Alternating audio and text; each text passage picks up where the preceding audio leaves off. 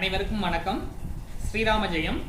இன்னைக்கு நம்ம பார்க்கக்கூடிய ஜோதிட பதிவு என்ன அப்படின்னு பார்த்தீங்கன்னா, அர்த்தாஷ்டம சனி நடக்கக்கூடிய காலகட்டங்களில் ஒருவருக்கு தொழில் மற்றும் வேலை சார்ந்த அமைப்புகளில் கடுமையான நெருக்கடி மற்றும் தேக்க நிலை ஏன் ஏற்படுது அப்படின்றத பற்றி பார்க்கலாம். பொதுவாக ஜோதிடத்தில் சனி பகவானை எந்த விதத்திலையுமே நல்ல கிரகமாக யாருமே குறிப்பிடலை. அப்போ அந்த சனி பகவான் வீடு மனை வண்டி வாகனம் அப்படின்னு சொல்லக்கூடிய 4ஆம் பாவகமாகிய அர்த்தாஷ்டம ராசியில ஒரு ஜாதகத்துல அமரக்கூடிய காலகட்டங்கள்ல ஒரு ஆளுக்கு தொழில் மற்றும் வேலை சார்ந்த அமைப்புகள் ஏன் பாதிக்கப்படுது அப்படின்றத பத்தி ஜோதிட ரீதியா பார்க்கலாம். பொதுவா சனி பகவானுக்கு 3 பார்வைகள் இருக்கு. அதாவது 3ஆம் பார்வை, 7ஆம் பார்வை, 10ஆம் பார்வை அப்படின்னு சொல்லக்கூடிய 3 பார்வைகள் இருக்கு. அதே மாதிரி சனியினுடைய பார்வை படக்கூடிய இடங்கள் எல்லாம் பால்படும் அப்படின்றது ஜோதிடத்தில் சொல்லப்படக்கூடிய ஒரு முக்கியமான விதி. அந்த சனி பகவான் தன்னுடைய 7ஆம் பார்வை அப்படின்னு சொல்லக்கூடிய தொழில் ஸ்தானத்தை சமசப்தமா பார்க்கக்கூடிய காலகட்டங்கள்ல ஒரு ஆள் தொழில் பண்ணக்கூடிய அமைப்புகள்ல இருந்தாங்கன்னா தொழில் மந்தம் அப்படின்றது இருக்கும். அதே மாதிரி 10ஆம் இடம் தான் ஒரு ஆளுக்கு நல்ல அமைப்புகள்ல இருக்கும் பட்சத்தில் அரசு அதிகாரி இந்த மாதிரியான அமைப்புகளை கொடுக்கும். அப்ப சனி பகவான் 4ஆம் பாவகத்துல இருந்து சமசப்தமா 10ஆம் பாவகத்தை பார்க்கக்கூடிய காலகட்டங்கள்ல ஒரு ஆளுக்கு தொழில் மந்தம் அல்லது தொழில பிசினஸ் லாஸ் ஆகிறது.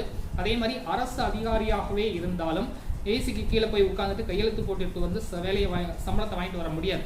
அந்த காலகட்டங்களில் கடுமையான ஏதாவது ஒரு விதத்துல மன நெருக்கடி தொழில் சார்ந்த அமைப்புகள்ல நிச்சயமாக இருக்கும். அதே மாதிரி 6ஆம் இடம் அப்படின்றது ஒரு ஆளுக்கு வேலை மற்றும் உத்தியோகத்தை குறிக்கும் பாவகம். இப்ப சனி பகவான் 4ஆம் பாவகத்தில இருந்து தன்னுடைய 3ஆம் பார்வையால 6ஆம் இடமான தொழில் உத்தியோகஸ்தானத்தை பார்க்கறதுனால அந்த நேரங்கள்லையும் ஒரு ஆளுக்கு உத்தியோக இழப்பு, இடமாற்றம் இந்த மாதிரியான விஷயங்களை கொடுக்கும். உத்தியோகத்திலையும் கடுமையான நெருக்கடிகளை சந்திக்கக்கூடிய அமைப்புகள்ல இருக்கும். கூட வேலை பார்க்குறவனே குளிபறிக்கக்கூடிய அமைப்புகள் இருக்கும். நமக்கு மேலே இருக்கக்கூடிய மேலதிகாரிகள் நம்மளை போட்டு கிரஷ் பண்ணக்கூடிய அமைப்புகள்ல இருக்கும். இந்த மாதிரியான விஷயங்கள் கண்டிப்பாக இருக்கும். அதே மாதிரி ஒரு ஜாதகத்துல 10ஆம் இடம் அப்படின்றது தொழில் ஸ்தானம், 6ஆம் இடம் உத்தியோகஸ்தானம், லக்னம் அப்படின்றது நம்ம, அதே மாதிரி ராசி அப்படின்றது மனதை குறிக்கக்கூடிய இடம். அப்ப சனியினுடைய பார்வை உத்தியோகஸ்தானமான 6ஆம் பாவகத்திற்கும் 7ஆம் பார்வையால தொழில் ஸ்தானத்தையும் பார்க்கறதுனாலையும் 10ஆம் பார்வையால ராசியை பார்க்கறதுனால தொழில் மற்றும் வேலை மற்றும் உத்தியோகம் சார்ந்த அமைப்புகள்ல மட்டுமே ஒரு ஆளுக்கு பிரச்சனையை அர்த்தாஷ்டம சனி காலம் கண்டிப்பாக கொடுக்கும்.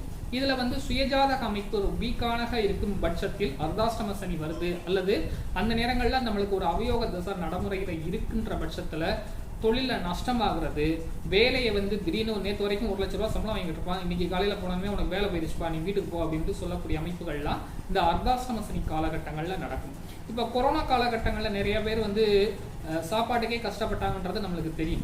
அந்த நேரங்கள்ல யாரு அதிகமான அமைப்புகள்ல பாதிக்கப்பட்டாங்க அப்படின்னு பாத்தீங்கன்னா, நான் இதை பத்தி ஒரு Facebookல ஒரு கட்டுரையும் எழுதியிருக்கேன். மேச ராசிக்கு 10ஆம் பாவகத்துல சனி இருந்த, அதாவது மகரத்துல சனி இருக்கக்கூடிய காலகட்டங்கள்ல கொரோனா வந்தது.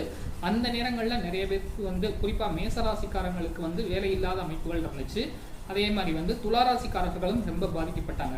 அட் பிரசன்ட் இப்ப யாரு வேலை சார்ந்த அமைப்புகள்ல ரொம்ப பாதிக்கப்படுறாங்க அப்படின்னு பாத்தீங்கன்னா ரிஷபராசி, விருச்சிக ராசி. அதுலயும் விருச்சிக ராசிக்கு நான் சொன்ன அமைப்புகள்ல அர்த்தாஷ்டம சனி நடக்கக்கூடிய காலகட்டங்களா இருக்கிறதுனால எவ்வளவுதான் உடம்புக்குள்ள எண்ணெயை தேய்ச்சிட்டு கடல் மணல்ல உருண்டாலும் முற்றமனு தான் ஊட்டுன்ற மாதிரி பெரிய அளவுக்கு தொழில் சார்ந்த அமைப்புகள்ல இம்ப்ரூவ்மெண்ட் இல்லாததுக்கு காரணம் என்னன்னு பாத்தீங்கன்னா இப்போ அர்த்தாஷ்டம சனி நடக்கிறது நிச்சயமாக ஒரு பின்னடைவு தான். உங்களுக்கு நல்லா இருந்துச்சுன்னா பதிவை லைக் பண்ணுங்க, கமெண்ட் பண்ணுங்க, ஷேர் பண்ணுங்க, சப்ஸ்கிரைப் பண்ணுங்க. வேறொரு பதிவுல பார்க்கலாம்.